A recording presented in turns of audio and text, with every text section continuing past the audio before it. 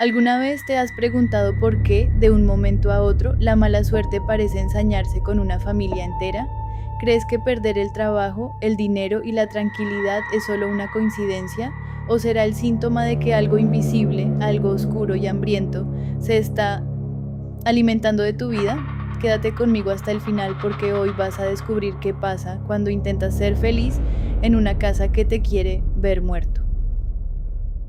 Continuando con mis historias de aquella infame casa embrujada ubicada en el barrio San Jorge, hay una verdad incómoda que debo confesarles. Los humanos somos criaturas de costumbre. Nos acostumbramos a todo, incluso a vivir mal, incluso a vivir rodeados de terror. En esa época, mi familia y yo duramos viviendo en esa casa 7 meses. Si lo piensas fríamente, 7 meses no parece una eternidad. Pero cuando vives bajo el mismo techo que una fuerza sobrenatural, cada noche se siente como un año entero. Todo comenzó con una extraña coincidencia, o eso creíamos. ¿Recuerdan la pregunta que les hice al principio sobre la mala suerte? Pues resulta que mi mamá y mi papá perdieron sus empleos casi simultáneamente.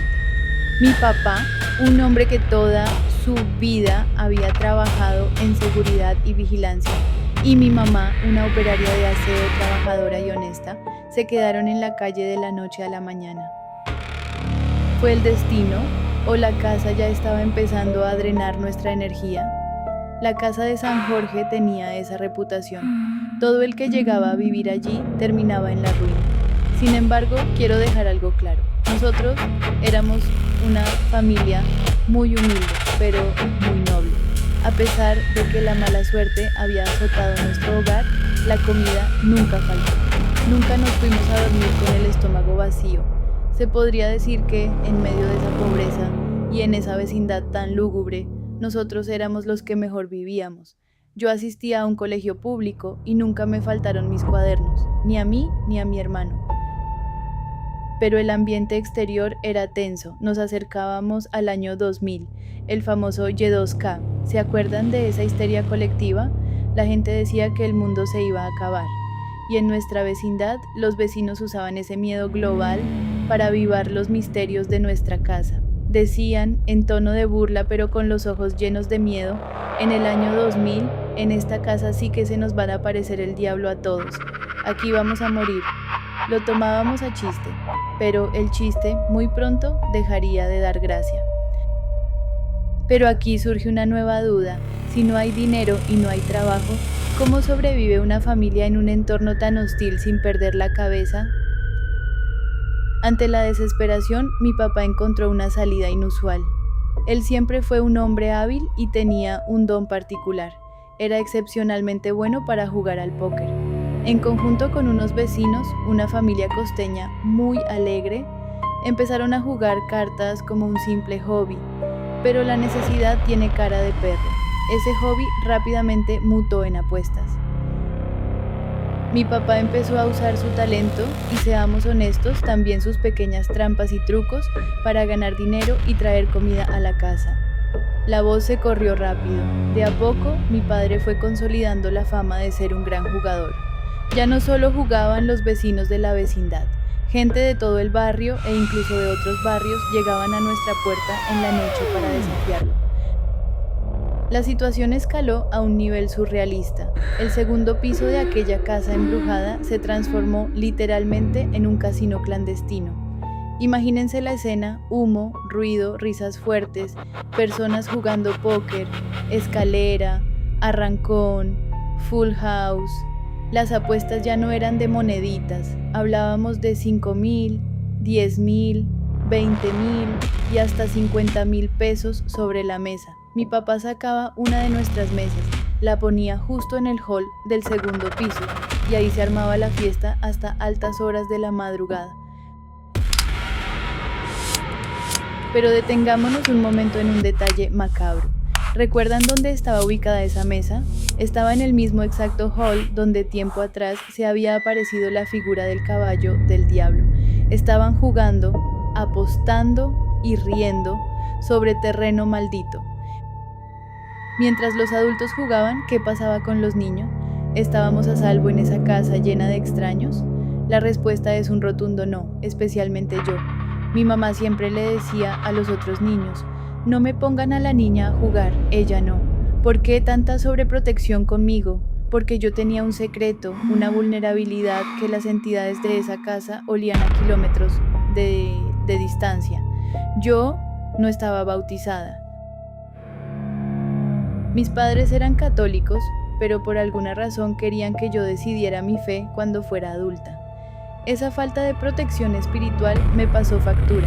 Yo ya había sido atormentada por la famosa sombra negra, una historia de la que ya les hablé antes, pero lo que me pasaba físicamente era peor. Yo amanecía con moretones en los brazos y en las piernas. Mis papás pensaban que me peleaba en el colegio o que mi hermano jugaba muy brusco conmigo, pero no. Hasta que un día amanecí con un mordisco en el brazo derecho. No era un rasguño, era una mordedura. Se podían detallar perfectamente las marcas de unos dientes que no eran humanos, hundidos en mi piel. Desde ese día, el terror fue tan grande que me obligaron a dormir en medio de mis dos papás cada noche. Con ese contexto en mente, volvamos a las noches de casino. Mientras el segundo piso estaba lleno de 15 o más adultos apostando y haciendo ruido, nosotros los niños nos aburríamos. Éramos mi hermano adolescente, un vecino llamado Gary, de unos 12 o 13 años, su hermana Daniela y yo. Los niños tienen una fascinación morbosa por el peligro, y nosotros habíamos inventado un juego macabro, nuestro propio casino con el diablo. El juego consistía en un reto de valor. Había una puerta de madera color verde que dividía las escaleras del primer y segundo piso. El reto era abrir esa puerta, bajar en la oscuridad total hasta el primer piso, tocar el último escalón con la mano o poner un pie en el suelo del primer piso y correr de regreso hacia arriba lo más rápido posible. ¿Por qué era tan aterrador esto? Porque el primer piso estaba completamente abandonado. ¿Recuerdan que les dije que la gente no duraba en esa casa? Pues el primer piso era el epicentro de lo paranormal. Ningún inquilino duraba más de 1 o 2 meses. Salían huyendo, así que en ese momento el lugar estaba vacío, desolado, sin focos, sin luz. Era una boca de lobo, un abismo negro bajo nuestros pies. Eran como las 8 de la noche. Mi mamá advirtió que no jugáramos eso, mucho menos las niñas. Pero mi hermano y Gary, sintiéndose valientes por la cantidad de adultos que había en la casa, decidieron ignorarla. La algarabía del casino, arriba, les daba una falsa sensación de seguridad. Estaban tentando al destino. Mi hermano fue el primero, bajó corriendo, se sumergió en la oscuridad, tocó el suelo del primer piso y subió a toda velocidad, con la respiración agitada y lleno de adrenalina. Fue emocionante, no pasó nada. Parecía un juego inofensivo. Entonces llegó el turno de Gary. Mi hermano, Daniela y yo nos quedamos arriba, en el descansillo de la escalera, justo al lado de la puerta verde de madera, esperando. Vimos cómo Gary empezó a bajar las escaleras. Sus pasos se fueron perdiendo en la oscuridad del primer piso. Arriba, a solo unos metros, se escuchaban las risas de los adultos, el choque de las fichas, las cartas. Pero en la escalera solo había silencio. De repente la atmósfera cambió, el ambiente se puso espeso, pesado, y entonces escuchamos los pasos de Gary regresando, pero no venía riendo, venía subiendo los escalones de 2 en 2, tropezando y acompañado de unos gritos que me hielan la sangre hasta el día de hoy. Veníamos escuchándolo gritar desde la oscuridad: «Abran la puerta, ciérrenla, cierren la puerta rápido, cierren la puerta». Venía en un estado de pánico absoluto. Antes de que pudiéramos reaccionar, antes de que nuestros cerebros procesaran el terror en su voz, sucedió. Justo cuando él cruzó la puerta verde y gritó «Cierren la puerta», sentimos un impacto físico. No tuvimos tiempo de cerrar nada. Una ráfaga de viento violenta, antinatural, surgió desde las profundidades del primer piso. Nos golpeó a los 4 en la cara al mismo tiempo. No era una brisa. ¿Alguna vez se han parado frente a una turbina gigante o una máquina de aire industrial? Así se sintió.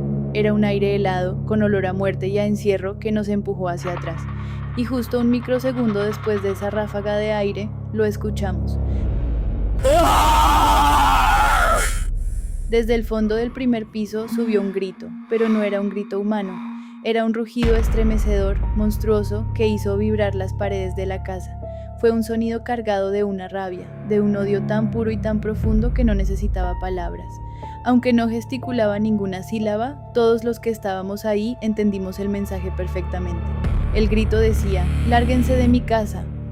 El sonido fue tan ensordecedor que no solo lo escuchamos los niños. Los 15 adultos que estaban jugando póker en el casino se quedaron petrificados por un segundo. La música se apagó en sus cabezas, las risas murieron al instante. Y luego, el caos. El pánico se apoderó de todos. 15 personas adultas, hombres grandes, curtidos por la calle, empezaron a gritar de puro y físico terror. Todo el mundo empezó a correr chocando unos con otros. Era una estampida. Todos, en masa, corrieron a meterse dentro del apartamento que nosotros teníamos arrendado para esconderse. Nosotros los niños también salimos corriendo tras ellos y nos encerramos. La escena, vista en retrospectiva, es casi de película, e incluso hoy nos causa un poco de gracia. Imagínense a 15 adultos aterrorizados, apiñados en un pequeño apartamento, sudando de miedo. Y como anécdota curiosa, mi hermano se dio cuenta de que en medio del pánico de los adultos, la mesa de póker se había volteado. Las cartas y el dinero volaron por el aire. Mi hermano, ni corto ni perezoso, en medio del terror, fue recogiendo los billetes del piso y se los guardó en los bolsillos antes de encerrarse con nosotros. Fue el único que salió ganando esa noche. Pero los adultos duraron más de 10 minutos ahí encerrados, en silencio casi sepulcral. Nadie se atrevía a asomar la cabeza fuera del apartamento. Tenían la certeza absoluta, el miedo palpable, de que si abrían la puerta, el mismísimo diablo iba a estar ahí afuera, en el pasillo, esperándolos. ¿Recuerdan la pregunta que les hice al principio? ¿Por qué esta entidad nos quitó el trabajo y nos atacaba? Después de esa noche, mi familia y los vecinos llegamos a una conclusión, a una teoría aterradora. Las entidades que habitaban esa casa no solo nos odiaban a nosotros por vivir ahí, odiaban nuestra resiliencia, odiaban las visitas, odiaban vernos contentos, felices, rodeados de amigos, detestaban profundamente escuchar nuestras risas y nuestras carcajadas. El casino, el juego de niños, representaban vida y alegría en un lugar que le pertenecía a la muerte. Esa noche, esa cosa oscura aprovechó la oportunidad perfecta para arrebatarnos nuestra tranquilidad, para recordarnos con ese grito brutal que no le importaba cuántas personas ajenas hubiera en la casa. No le importaba el ruido, nos demostró quién mandaba en la oscuridad y nos dejó claro que en su casa la felicidad estaba estrictamente prohibida. Gracias por acompañarme en esta historia mientras armábamos este rompecabezas. Si te atreves, suscríbete, porque aún hay más secretos oscuros en esa casa del barrio San Jorge.